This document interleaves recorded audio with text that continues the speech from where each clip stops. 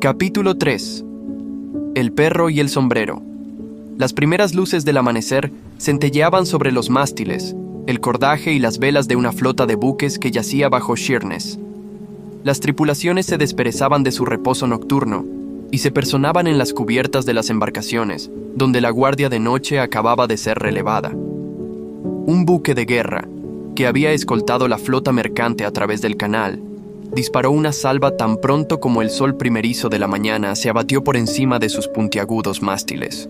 Luego, procedente de una batería situada en el vecindario, llegó otro reporte atronador que fue respondido por otro más lejano, y luego otro, hasta que la cadena de baterías que resguardaba la costa, pues eran tiempos de guerra, había proclamado el nacimiento de un nuevo día. El efecto de aquella sucesión de disparos, en el silencio de la madrugada, era impresionante.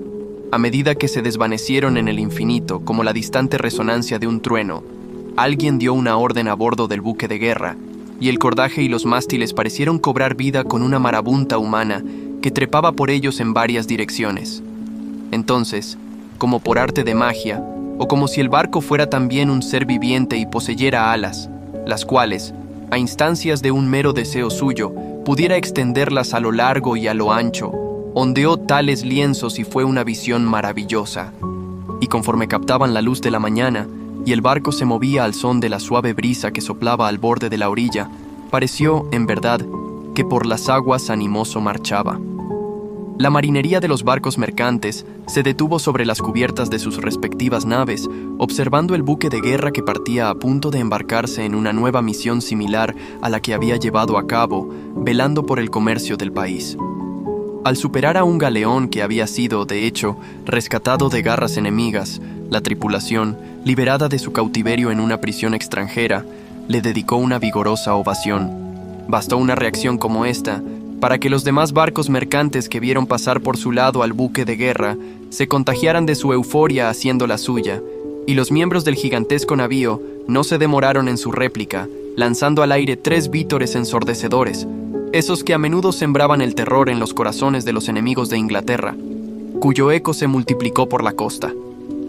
Era un espectáculo ufano y encantador para la vista, una visión que nadie más que un inglés sabría apreciar, divisar aquel buque navegando orgulloso por las aguas baldías. Decimos que nadie salvo un británico podría disfrutarlo, porque ninguna otra nación ha intentado adueñarse de los 7 mares sin sufrir una rotunda derrota, laureándonos, ahora y por siempre, señores de los océanos. Dichos eventos fueron, en gran medida, suficientes para espabilar a la dotación del resto de bajeles, y sobre el coronamiento de una en especial, un mercante de grandes dimensiones que había estado comerciando en el Océano Índico, se inclinaban 2 hombres. Uno de ellos era el capitán del barco, y el otro un pasajero que tenía previsto partir esa misma mañana. Ellos estaban enzarzados en una seria conversación, y el capitán, usando su mano a modo de visera y oteando a lo largo de la superficie del río, dijo, respondiendo a una observación de su compañero: «Ordenaré el buque cuando el teniente Thornhill suba a bordo. Teniente lo llamo, aunque carezco del derecho de nombrarlo así, pues ostentó tamaño rango estando al servicio del rey, mas siendo joven fue degradado por batirse en duelo con su superior». «El servicio ha perdido a un buen oficial», dijo el otro. «Sin duda. Jamás hubo un hombre más valeroso que pisara nuestras filas, ni un oficial más brillante. Pero comprenderá que existen ciertas reglas en el ejército y ejecutan los sacrificios que sean necesarios con tal de preservarlas. No entiendo qué lo retiene.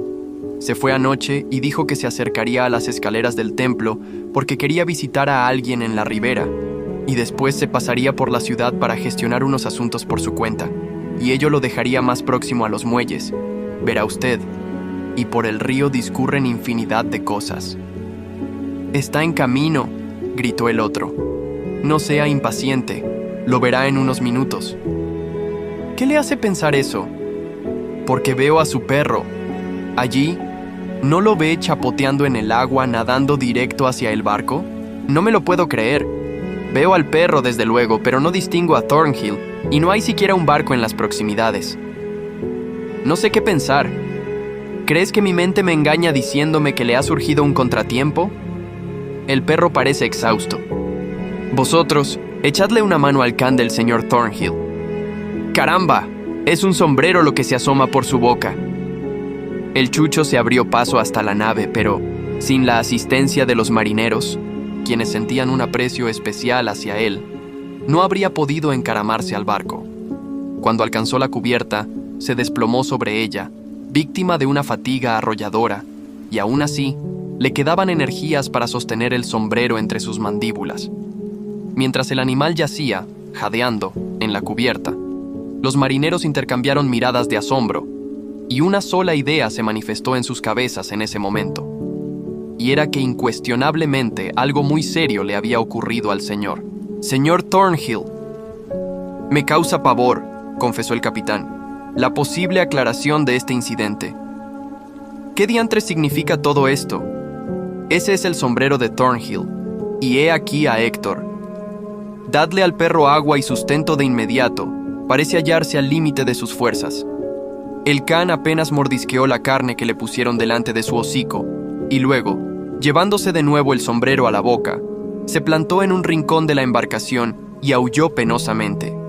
Entonces, por un momento, se desprendió de su tesoro y, aproximándose al capitán, tiró del faldón de su abrigo. «¿Usted lo entiende?», dijo el capitán al pasajero. «Juraría que algo le ha sucedido a Thornhill y advertirá que el objetivo del perro es que lo siga para que vea en qué consiste». «¿Así lo cree?». «Es un aviso, sea o no certero, que no me inclinaría a ignorar, y si quiere seguir al perro, le acompañaré. Puede ser más espinoso de lo que imaginamos, y no podemos consentir que el señor Thornhill no reciba toda la asistencia que esté en nuestras manos, dada la extraordinaria ayuda que nos ha prestado. Mira cuán angustiada está la pobre bestia». El capitán mandó lanzar un bote al agua ipso facto, a su vez, integrado por un cuarteto de corpulentos remeros. Luego lo abordó de un brinco, y el pasajero, que era el coronel Jeffery del ejército de las Indias, fue detrás de él y el perro se sumó a ellos sin dilación, manifestando a su manera un gran entusiasmo por la expedición que juntos iban a emprender, y llevando consigo el sombrero, ya que mostró una enorme reticencia a desprenderse del mismo. Acto seguido, el capitán ordenó a la embarcación que remara río arriba hacia las escaleras del templo, lugar donde el dueño de Héctor había expresado su intención de proceder, y en cuanto el fiel animal se percató de la ruta que habían tomado, se tumbó en el fondo del bote totalmente satisfecho, y se entregó al merecido descanso que tanto necesitaba. No puede decirse que el coronel Jeffery sospechara que hubiera sucedido algo de una naturaleza preocupante. Es más, su teoría inicial, cuando debatieron sobre ello, radicaba en que con toda probabilidad el señor Thornhill, haciendo gala de la impetuosidad de carácter que ambos conocían tan bien, había intercedido en una disputa callejera y, en consecuencia, había sido puesto bajo la custodia de las autoridades civiles. «Por supuesto», dijo el capitán. «Maese Héctor lo interpretaría como un asunto de una gravedad capital, y al verse privado de la compañía de su amo, acudió a nosotros, lo cual fue sin duda la acción más prudente.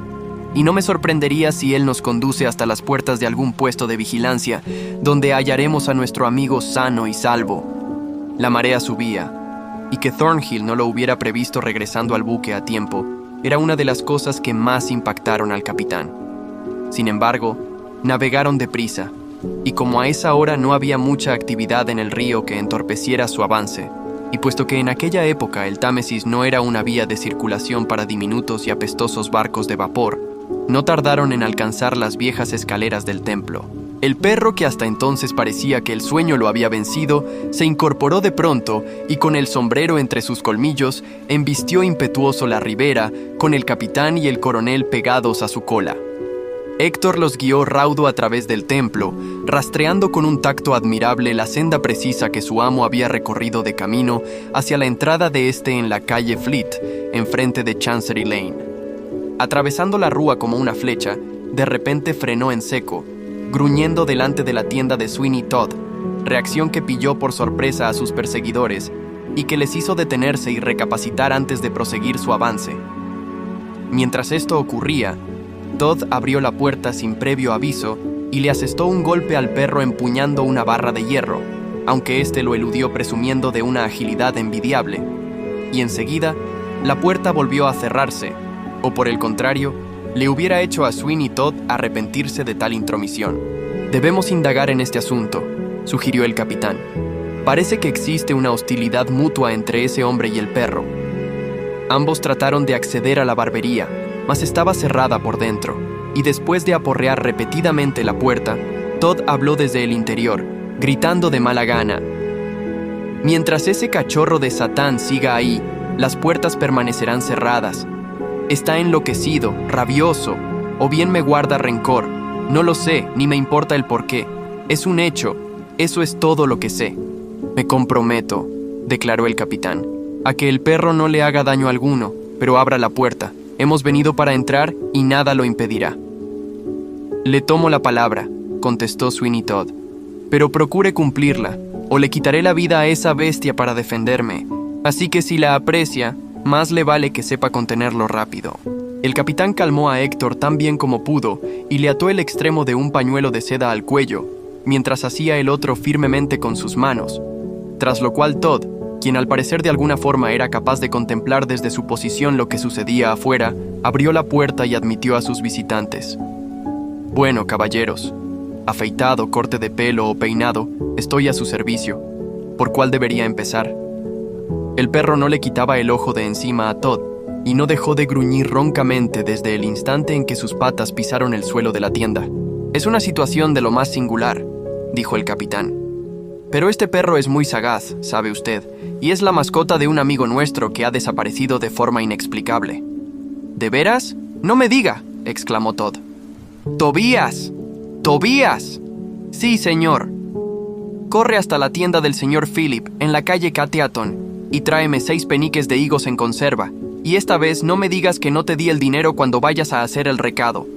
Creo habértelo dado antes, pero debiste tragártelo. Y a tu regreso, por favor, recuerda la valiosa lección sobre los fabulosos secretos de la barbería que te impartí ayer». «Sí», dijo el chico sintiendo un escalofrío, pues Sweeney Todd le provocaba verdadero horror, y no era para menos, tras el severo castigo que había recibido de sus manos. Y lejos se marchó. «Bueno, caballeros», dijo Todd, «¿qué requieren de mí?»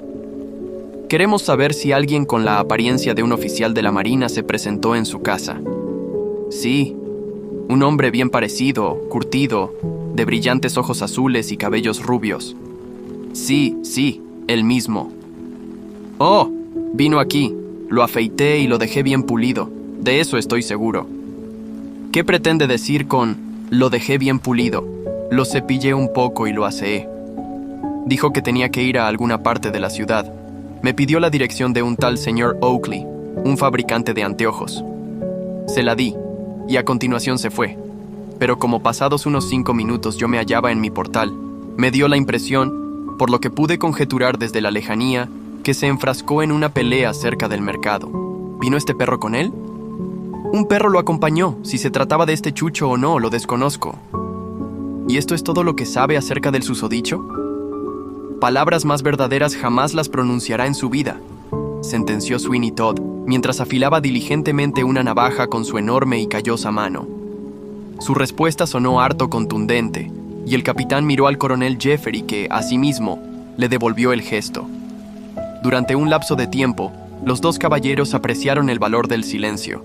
Por fin, éste le dijo: «Es insólito que el perro haya venido hasta aquí si realmente se separó de su amo en otra parte. Nunca había oído nada igual». «Ni yo tampoco», añadió Todd.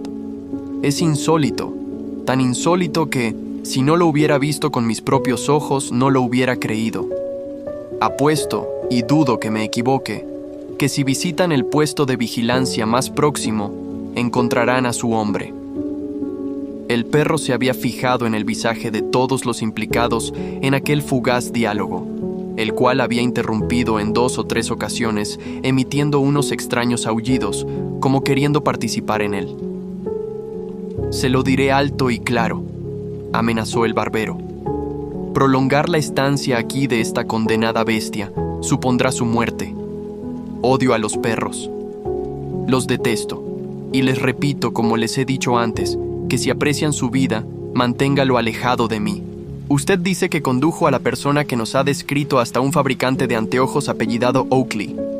Sabemos que iba en su busca y llevaba encima un objeto de valor. Nos presentaremos allí y nos cercioraremos de si llegó a su destino. Se encuentra en la calle Fore, una tiendecita con 2 ventanas. No tiene pérdida. El perro, al notar que iban a abandonar el lugar, montó en cólera.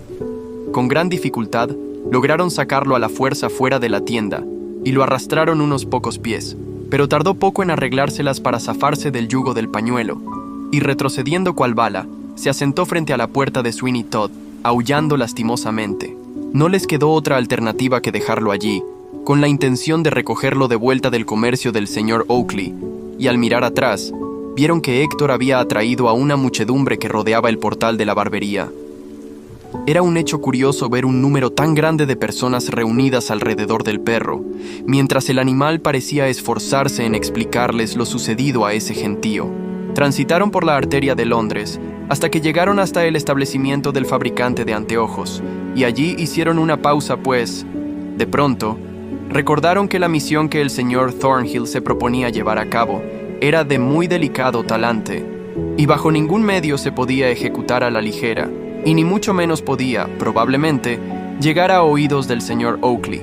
«No debemos actuar precipitadamente», dijo el coronel. «¿Pero qué debo hacer? Zarpo esta noche. Al menos tendría que darme una vuelta por Liverpool con mi embarcación». «Entonces no visitaremos al señor Oakley, mas déjeme que corrobore el hecho con la máxima discreción. Mi preocupación por Thornhill a duras penas me permite irme, pero supongo que debo, y si usted me envía una carta al Hotel Royal Oak en Liverpool, seguro que me llegará, es decir, a menos que dé con el señor Thornhill, en cuyo caso no quisiera ocasionarle tantos dolores de cabeza. Confíe en mí».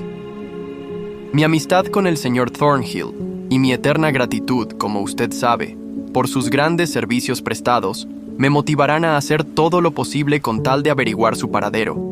Y a sabiendas de que el señor Thornhill puso todo su empeño en entregar el mensaje con suma precisión y cuidado, yo recomendaría que irrumpiéramos en la casa del señor Oakley en el acto, si no fuera por el temor de comprometer a la joven señorita, involucrada en el asunto, quien ya tendrá carga más que suficiente, pobrecita, con su propia aflicción.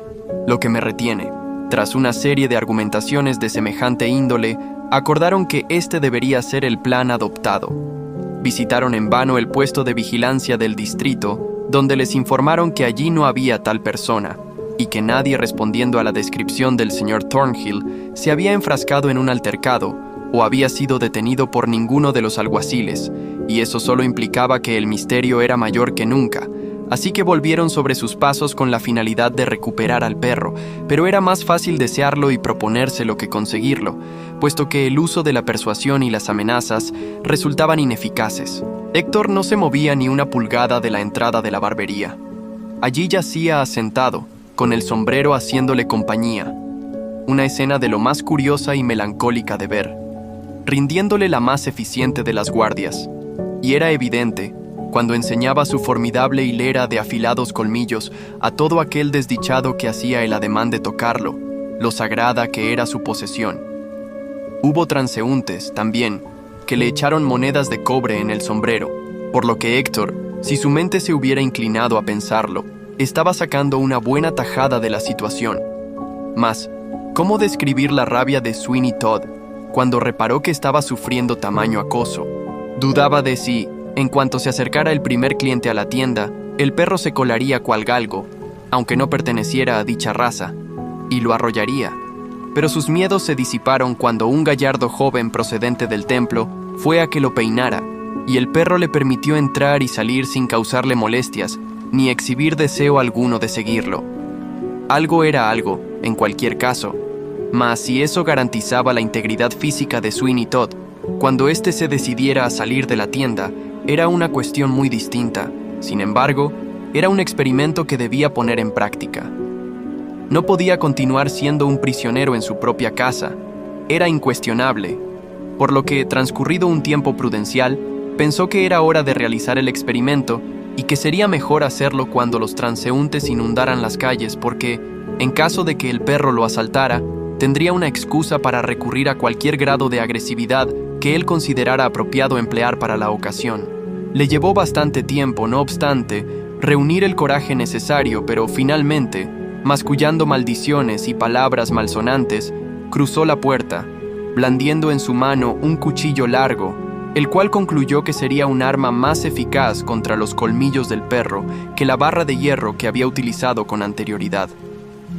«Ojalá me ataque», comentó para sí mismo Sweeney Todd mientras lo pensaba, pero Tobías, que estaba de vuelta del comercio de higos en conserva, lo oyó, y anhelando con fervor desde lo más hondo de su mente que el perro devorara cruelmente a su patrón, exclamó en voz alta: «Oh, Dios mío, señor, usted no desea algo tan atroz, estoy seguro.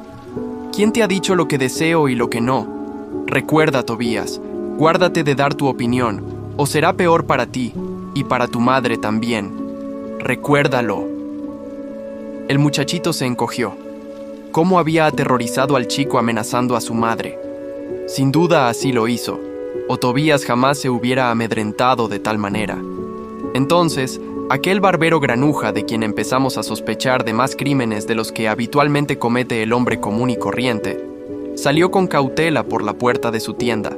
Desconocemos por qué fue así, pero, como fieles testimonios de los hechos, debemos afirmar que Héctor no se abalanzó encima de él, sino que, con una expresión triste y apagada, miró a Sweeney Todd a la cara. Luego aulló lastimosamente, como queriendo decir: «Devuélveme a mi amo y perdonaré todos tus agravios. Tráeme de vuelta a mi amado dueño, y comprobarás que no soy tan vengativo ni tan feroz como aparento». Esto transmitía la expresión que podía leerse escrita en las facciones del chucho, como si en verdad, habiéndosele otorgado el don del habla, esas palabras hubieran sido pronunciadas por la pobre criatura. Desde luego fue algo para lo que Sweeney Todd no se había mentalizado, y siendo sinceros, lo azoró y sobresaltó bastante. Le hubiera gustado que le proporcionara una excusa para cometer algún acto de ensañamiento, pero ahora no tenía ninguna, y mientras estudiaba los rostros de las personas que había a su alrededor, se convenció de que no sería lo más prudente del mundo interferir con el perro de algún modo que supiera a violencia. «¿Por dónde anda el amo del perro?», dijo uno. «Ah, eso me pregunto yo», respondió Todd. «No me sorprendería que hubiera tenido un fatídico desenlace». «Pues yo os digo, viejo espumitas», chilló un chico, «que el perro dice que usted lo hizo». Hubo un estallido de risas y carcajadas generalizadas, mas el barbero ni mucho menos perdió la compostura y en breve replicó: «¿Eso dice? Se equivoca entonces». Sweeney Todd no tenía la menor intención de ser partícipe en algo que se asemejara a una controversia con el populacho, así que de nuevo se giró y se sumergió en su guarida, buscando asiento en un rincón distante y cruzando sus grandes y demacrados brazos sobre su pecho, se puso a cavilar, y a juzgar por el visaje que adquirió su rostro, esos pensamientos anticipaban complacencia, pues de vez en cuando su cara se torcía en una inquietante sonrisa que bien podría haber encajado en las facciones del ogro de un cuento de hadas. Y ahora pasaremos página e iremos a otra escena de un carácter ampliamente distinto.